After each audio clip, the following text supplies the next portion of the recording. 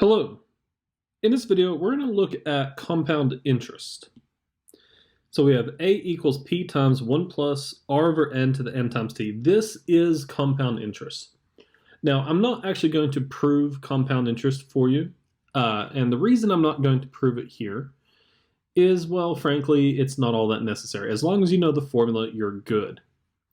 So in this formula, a stands for the future value. Now, a way that the reason that we use an A here instead of an F is because technically what it stands for is accumulated value.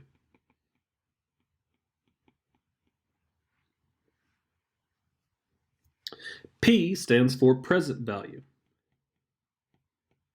Now, what's happening here with compound interest is that we put money into a bank, some amount P, and then after some amount of time, they award us some interest. So what you have in the bank is then P plus I. But if you keep it in the bank again, after that same amount of time, you're going to have interest of P plus I squared plus that original interest P, and so on and so forth. So if we ever want to know at some future time t, what is the future value, this is the formula. Now, what affects the future value is first the present value. It's how much you put in today. The R stands for interest rate,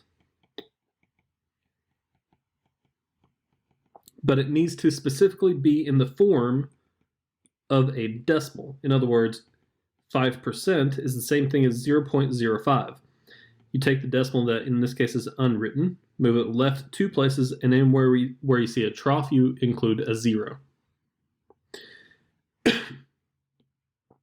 T stands for time, because the longer you have, the longer you put something into a bank, the longer, the more interest you will accrue. So T stands for time, and specifically in this class, it's always going to be in years. Okay, because the interest rate will always be per year.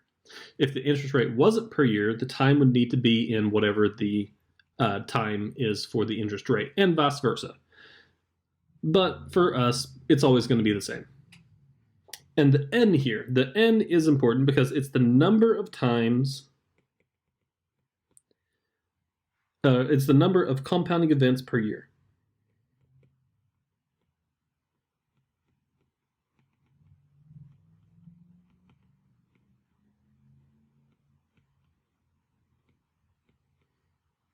Now, what is a compounding event? A compounding event is any time you're awarded interest. So this would be one compounding event. This would be 2 compounding events, and so on and so forth. And here's the thing.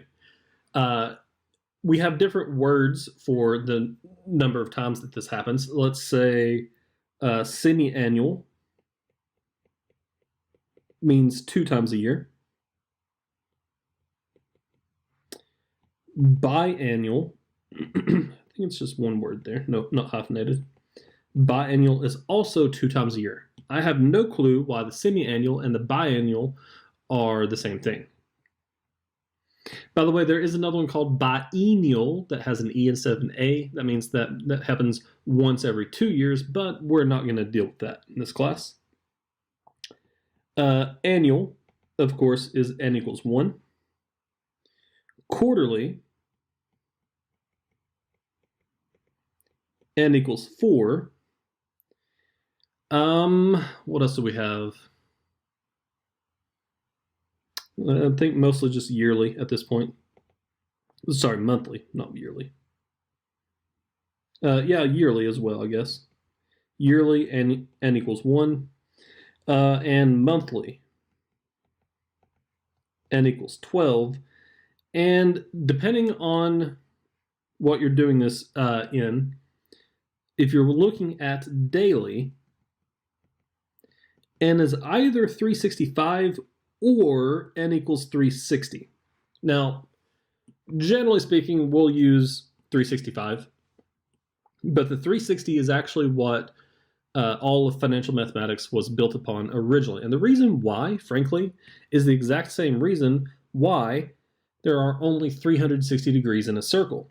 In other words, ask yourself, why are there not 365 degrees in a circle? Because we knew for a very long time that it takes 365 days to go around the sun.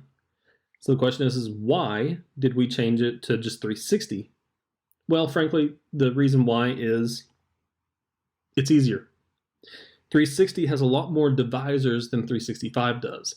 So the math works out easier. And if you're wondering why that makes a difference, ask yourself, when was all this created? All of this was created back in, I forget the years, but I think it's around the 1600s, if I remember correctly. So financial mathematics around the 1600s, they didn't exactly have calculators back then. So being able to find something that divides a lot easier is very, very much appreciated. All right. Well, I'm going to go ahead and end it here. I'm not going to prove the compound interest formula, but if you want to see a proof of that, let me know and I can link you a video where I've already done it. All right, I'm going to go ahead and end the video here, and I will see you in the next one. Have fun.